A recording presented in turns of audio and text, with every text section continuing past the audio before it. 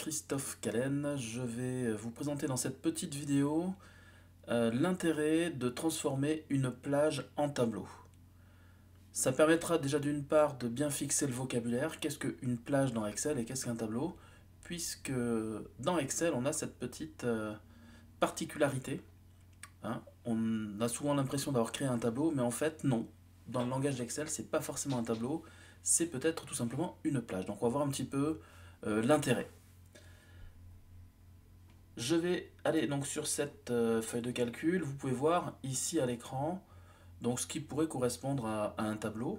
On a des colonnes, code article, prix unitaire, quantité. Et là, je vais calculer un petit montant. Et donc, on va voir, c'est vrai que je pourrais de suite commencer à mettre en forme le tableau de manière assez, voilà, assez classique, avec pourquoi pas des couleurs de remplissage, etc. Donc, on se prend toujours un petit peu la tête pour faire de jolis tableaux. Donc si vous en avez un petit peu, si vous n'avez pas forcément envie de vous embêter à mettre en forme déjà vos tableaux, le fait de transformer la plage en tableau va être pour vous quelque chose d'assez intéressant à découvrir. Pour faire cette transformation, par défaut, moi j'aime bien avoir quelque chose de brut. Donc je vais revenir à l'état antérieur de ma plage. Je vais utiliser le petit bouton effacer les formats pour revenir à quelque chose de brut.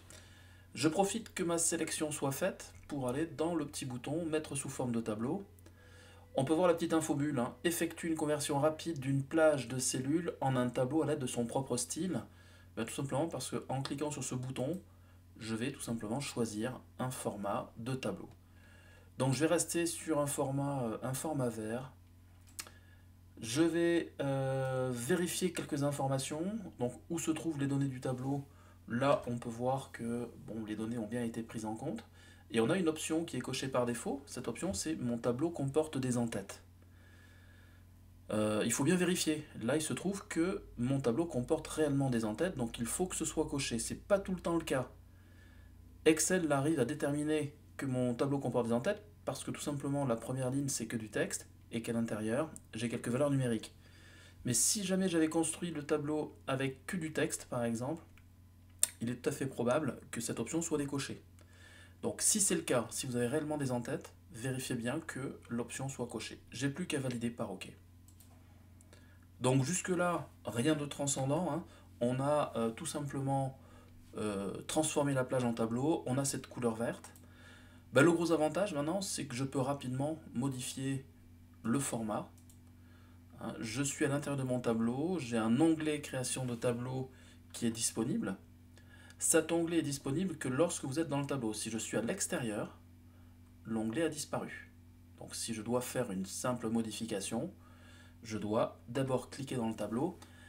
L'onglet création de tableau apparaît, donc là je vais pouvoir modifier et choisir un format. Donc moi je vais rester sur un format classique.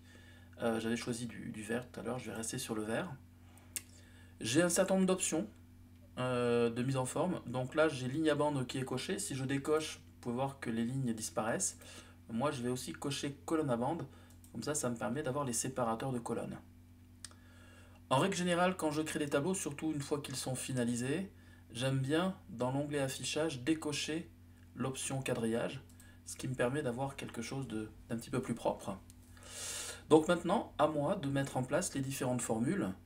Là, je reste sur quelque chose d'assez simple. Je dois multiplier le prix unitaire par la quantité. Donc toujours pareil pour ceux qui connaissent un petit peu les formules, je commence par le égal. Ce qui va pouvoir éventuellement vous interroger, c'est que lorsque vous allez cliquer sur le prix unitaire, par exemple à 10,5, je n'ai pas la référence à la cellule E9. Au lieu d'avoir E9, j'ai cette écriture prix unitaire.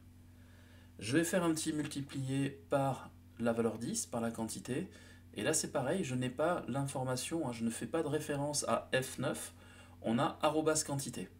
Je vais revenir sur cette écriture, sur ce type de référence dite structurée. J'ai plus qu'à valider par la touche entrée, et là vous pouvez vous apercevoir que je n'ai pas eu besoin d'utiliser la petite poignée de recopie pour dupliquer mes formules vers le bas, ça s'est fait automatiquement. Donc pour revenir à l'écriture qui a été mise en place, quand je fais un double clic sur la valeur 105, prix unitaire multiplié par quantité, donc on comprend très vite qu'on fait référence aux colonnes, et lorsque l'on parle de cellules, en fait, on va bien comprendre qu'une cellule, c'est toujours l'intersection d'une colonne et d'une ligne. Donc là, en l'occurrence, arrobas préunitaire, ça veut simplement dire que le calcul que je suis en train de mettre en place s'effectue sur la même ligne, colonne préunitaire, multiplié par une autre cellule qui sera elle-même sur la même ligne, colonne quantité. On est bien sur la colonne quantité. J'ai plus qu'à valider par la touche entrée du clavier. Donc les avantages après peuvent être multiples. Là par exemple je vais formater rapidement la colonne des montants en mettant par exemple un format monétaire. En survolant la partie supérieure de la colonne, on va apercevoir une petite flèche noire. Et quand j'ai cette flèche noire, je fais un simple clic et j'ai la totalité des données qui vont être sélectionnées. Et je vais pouvoir aller dans mon onglet accueil et choisir par exemple un format monétaire. Je vais faire exactement la même chose pour les prix unitaires.